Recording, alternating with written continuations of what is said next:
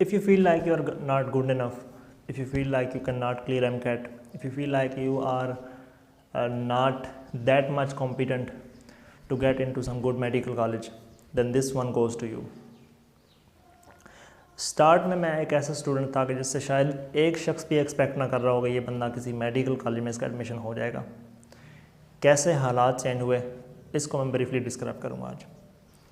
Primary की schooling एक गांव के प्राइमरी स्कूल से, गवर्नमेंट स्कूल से, मिडिल की स्कूलिंग एक एवरेज सा प्राइवेट स्कूल, मैट्रिक की स्कूलिंग गवर्नमेंट स्कूल। मैट्रिक में तकरीबन आकर मेरा ये जो विल थी ना डॉक्टर बनने की, ये थोड़ी सी स्ट्रॉन्ग हो गई। मैट्रिक की मैंने मेरे 977 मार्क्स है, मेरे कोई अच्छे स्कोर नहीं था। फिर मैं एक अच्छे कॉलेज में गया, वहाँ पर एक कॉम्पिटेंट एनवायरनमेंट था और मैं थोड़ा सा यानी कि रेस के अंदर आया। मैं एनर्जेटिक था, मैं काफ़ी यानी कि मेहनत करता था, स्टडी से मैंने फोकस किया और send ups, pre boards, class test इसमें मेरे बहुत अच्छे मार्क्स आ रहे थे। क्लास में मेरी पोजीशन बहुत अच्छी थी, टॉपर्स में थी। टीचर्स मुझसे बहुत अच्छा एक्सपेक्ट कर रहे थे और एग्ज़ाम्स मैंने दिए। एग्ज़ाम्स के बाद मैं बहुत कॉन्फिडेंट था कि मेरे मार्क्स कोई 470 या 460 इस तरह आ जाएंगे 505 में से। लेकिन जब रिज़ल्ट आया, मुझे याद है मैं रिज़ल्ट डे पर गया कॉलेज और मुझे ख्याल था कि हम सेलिब्रेट करेंगे अच्छे मार्क्स को। तो पहले मेरे दोस्त ने रिज़ल्ट चेक किया, उसके 458 मार्क्स थे। तो मैंने कहा चलो पहली पोजीशन तो अपनी है। मैं उसको दिलासा दे रहा था थोड़ा सा, यानी कि वो मेरे पास आया ना तो मैं उसे थोड़ा सा दिलासा दे रहा था, कम मार्क्स आ गए बेचारे के, इसको थोड़ा सा मैं रिलैक्स करूँ। मैंने अपना रिज़ल्ट चेक किया, मेरे किस दोस्त ने रिज़ल्ट मुझे बताया, तो मैं बिल्कुल मतलब मुझे समझ नहीं आया कि ये मेरा रिज़ल्ट भी हो सकता है। 422 मार्क्स थे और इस लाइन में बहुत सारे और बच्चे थे जिनकी क्लास परफॉर्मेंस काफ़ी पीछे थी मुझसे, लेकिन अभी उनके मेरे मतलब मुझसे इक्वल और कईयों के मुझसे ज़्यादा मार्क्स आ गए। इस तरह यानी कि कई टीचर्स जो मुझसे बहुत ज़्यादा एक्सपेक्ट कर रहे थे, उन्होंने मुझे एक्सीलेंट कैटेगरी से उठाकर एवरेज या गुड कैटेगरी में मतलब मुझे इस तरह से ट्रीट करना शुरू कर दिया, क्योंकि मार्क्स इसी तरह के थे। यहाँ पर आकर मेरी कमर जो है ना वो सही करके आप जिसे कहते हैं ना कि टूट गई। यहाँ पर मैं मतलब वाकई एक हार्ट ब्रोक फील करने लग पड़ा और मेरा कॉन्फिडेंस जो था वो कम होता गया। मेरा जो जोबन था, जो हैप्पीनेस लेवल था वो काफ़ी कम होता चला गया दिन ब दिन। लेकिन ये है कि मैं मेहनत करना चाह रहा था, करता था और सेकेंड ईयर मैंने ट्राई की और मेहनत की। कुछ मार्क्स इंप्रूव हुए, 444 मार्क्स आ गए।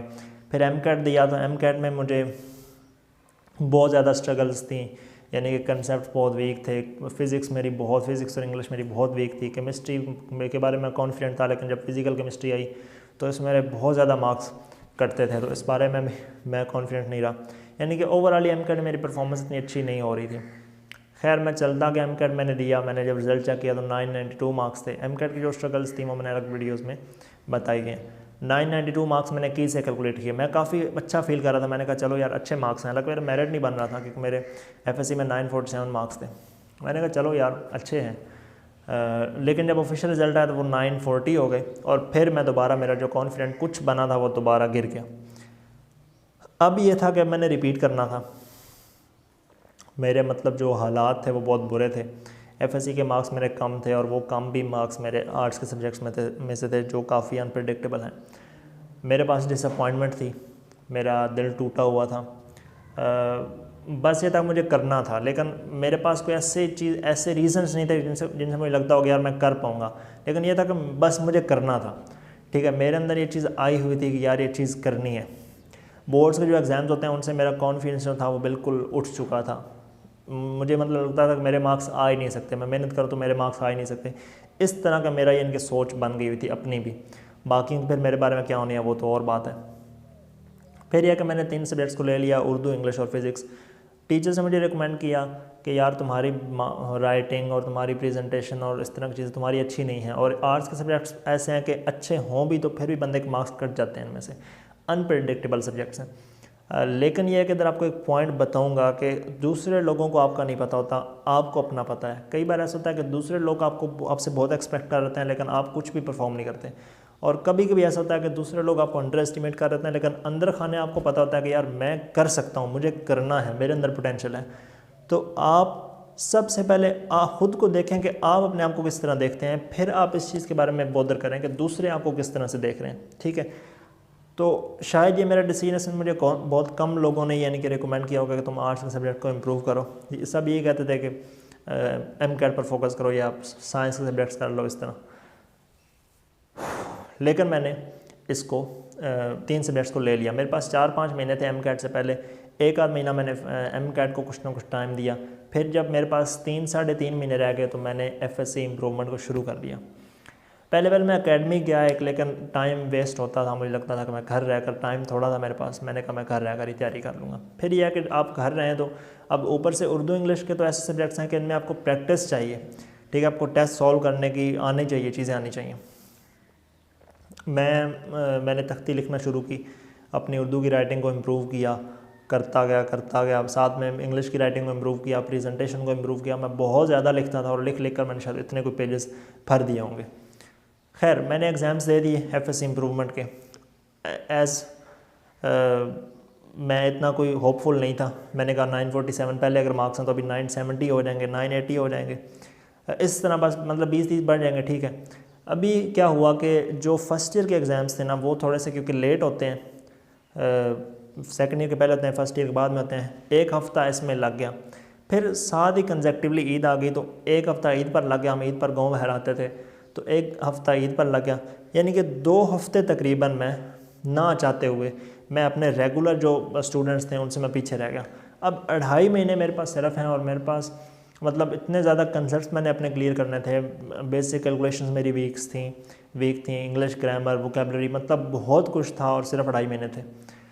और ऑलरेडी मैं खुद को इतना डाउट करता था। मुझे याद है कि जब ये 2 हफ़्ते मेरे वेस्ट हो गए ना, तब मुझे याद है कि मैं बैठा हुआ था और मैं बहुत ही, यानी कि मैं डिस्क्राइब नहीं करूँगा, लेकिन मैं इतनी बुरी हालत में मैं था ना, इतनी मेरी टेंशन थी कि यार ये अब मैं इन 2-2.5 महीनों में मैं क्या करूँगा। अकेडमी में नहीं गया क्योंकि दूर थी अकेडमी, मैं नहीं जाना चाहता था, मैं घर ही रहा। और लेकिन यह है कि मैं शुरू हो गया। एक चीज़ मैं आपको बताऊँ कि कई पॉइंट्स पर मैं बिल्कुल ऐसे टूट कर चकनाचूर हो गया, बहुत ज़्यादा टूटा। लेकिन बस इस तरह था कि मैं मतलब हार नहीं मानता था, मैं बैठ नहीं जाता था कि यार, कई लोग होते हैं वो कहते हैं, मुझसे मतलब बात होती है तो कहते हैं कि हम डीमोटिवेट हो जाते हैं, हमें अपने कॉन्फिडेंट नहीं है और हम इस वजह से पढ़ नहीं पाते, हमें स्ट्रेस होती है तो हम पढ़ नहीं पाते। लेकिन यह है कि मैं जब डीमोटिवेट होता था तो मैं कहता था कि यार मैं पीछे हूँ तो मुझे इसका मतलब है कि और ज़्यादा मेहनत करनी चाहिए ताकि मैं आगे जा सकूँ। तो मैं पढ़ता रहता था, मेहनत की मैंने। शुरू में मेरी स्टडीज़ की रूटीन 16 आवर्स से ऊपर थी उन 2.5 महीनों में। स्टडीज़ में करता रहा और उन 2-2.5 महीनों में मैंने 3-4 अकेडमीज़ का मैंने मटेरियल सॉल्व किया, उनके टेस्ट, उनकी बुक्स। इस तरह ग्रामर को मैंने 2-3 बुक्स से किया, वोकेबलरी को मैंने 3-4 बुक्स से किया। फिर बाद में वोकेबलरी चेंज हो गई तो 200 सिर्फ वर्ड्स रह गए, आधे में जाकर चेंज हुआ सिलेबस। और फिर साथ में उन्होंने किंगडम्स को इंक्लूड कर दिया जो वैसे इंक्लूडेड नहीं थे, लेकिन अकेडमीज़ वाले करवाना शुरू हो गए तो मैंने भी कर लिए, किंगडम्स भी साथ में कर लिए।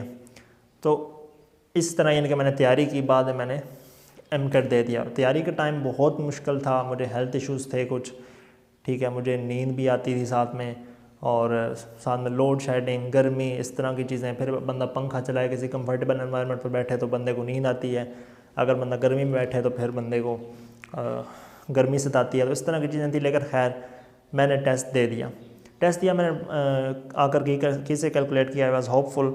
मेरे 190 मार्क्स हैं की के मुताबिक, फिर ऑफिशियल रिजल्ट में भी 190 आ गए। लेकिन जब मैंने देखा कि यार 190 स्कोर तो बहुत सारे लोगों का है, आउट ऑफ 200 बहुत सारे लोगों का है, तो फिर मैंने कहा कि यार ये तो कोई इतनी मज़ेदार बात नहीं। और मेरा एग्रीगेट पुराने FSC के मार्क्स के साथ बन रहा था 90.5, ये एग्रीगेट इतना अच्छा नहीं था उस वक्त, ठीक है। और अब सारी जो चीज़ थी ना वो FSC इम्प्रूवमेंट के एग्ज़ाम्स पर थी। तो मैं फिर वेट करना शुरू हो गया, जिस तरह और क्या करना था, वेट करना शुरू किया। कभी कभी मैं बहुत टेंशन में आ जाता था। कुछ MCQs मेरे MCAT में ऐसे थे जो इजी MCQs थे, मुझसे गलत हो गए थे, तो उनको मैं कुड़ता था कि यार काश वो ठीक हो जाते। खैर रिज़ल्ट का दिन है और सेम मेरी डेट ऑफ बर्थ वाला दिन था, 4 सितंबर। तो मुझे याद है कि मैं घर था, मेरी वालदा मरहुमा थी, और मैंने रिज़ल्ट के लिए मैसेज सेंड किया, जो सेंड करते हैं, फिर मैसेज आ गया और मैंने फ़ोन को उल्टा रख दिया। अब जो मेरी सारी स्ट्रगल्स थी, जो सारा पिछले 3-4 साल के वो जो था चल रहा था सीन, वो सब इस पर कंसंट्रेटेड था कि या तो उन सब का मुझे फल मिल जाता, उन सब चीज़ों को एक डायरेक्शन और एक मंजिल मिल जाती, या फिर यह है कि वो सब एक बार शैटर हो जाती। और शायद अभी अगर मेरे साथ कुछ मसला होता तो मैं बहुत ज़्यादा एक डिप्रेशन के अंदर चला जाता।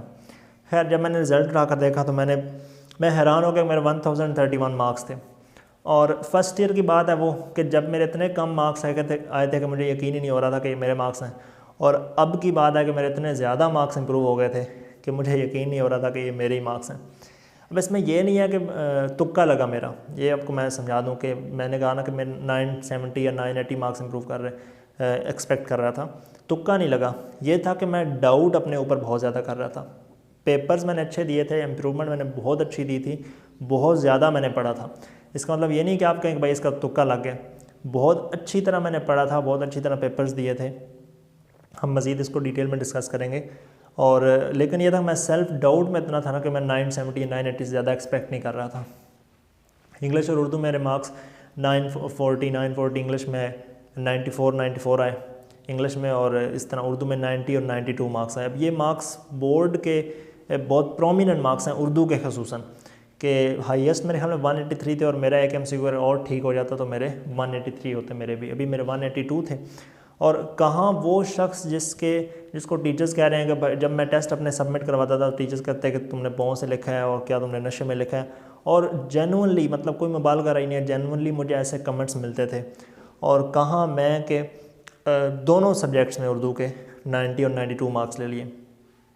तो ये चीज़ है कि आपके लिए एक मैं सबक इसमें ये छोड़ूंगा कि जितने भी ऑड्स आपके अगेंस्ट होना, आपने किसी चीज़ को पकड़ कर बैठना नहीं है, ठीक है। हाँ रियलिस्टिक आप हों, लेकिन ये है कि इतने रियलिस्टिक ना हो कि आप उस फियर में अपने ड्रीम्स को किल कर दें, ठीक है। एक कोट है इस तरह, उसमें यह है कि फेलियर्स इतने ड्रीम्स को नहीं किल करते जितना फियर, यानी कि आप फियर में होते हैं और आप पता नहीं कितनी चीज़ों को गिव अप कर देते हैं सिर्फ इस फियर की वजह से, फियर ऑफ फेलियर या fear of being disrespected in society. आपको बताऊं तो मेरे रिपीट का जो डिसीजन था ना, उसको कोई ख़ास बंदा सपोर्ट नहीं कर रहा था, ना पेरेंट्स इतने उसके हक में थे, ना कोई रिलेटिव्स इस हक में थे। रिलेटिव से तो काफ़ी मैं ऊपर नीचे बातें भी सुन लेता था, और कई लोग इसके हक में नहीं थे। लेकिन जब मैंने मेरिट बना लिया तो वही लोग अभी तक मुझे प्रेज़ करते हैं कि यार इस बंदे ने बड़ा काम किया। तो आपने मेहनत करनी है, आपने बैठना नहीं है। इसके अलावा आपको एक बात बताऊँ कि मुझे याद है कि मेरी एक मैम थी बायोलॉजी की, कि जब मेरे फर्स्ट ईयर में मार्क्स आना 422, तो उस वक्त मुझे जब कई टीचर्स ने साइड पे कर दिया, साइड पे करने से मुराद है कि फिर मुझसे वो इतना एक्सपेक्ट नहीं करते थे, तब भी वो टीचर मुझसे बहुत एक्सपेक्ट करती थी। और मुझे याद है कि रिज़ल्ट के बाद मैंने कोई ऐसे डिसअपॉइंटिंग बात की थी कि अब मेरा मेरिट कैसे बनेगा या नहीं बन पाएगा, तो उन्होंने कहा था कि तुम बना लोगे, तुम कर लोगे।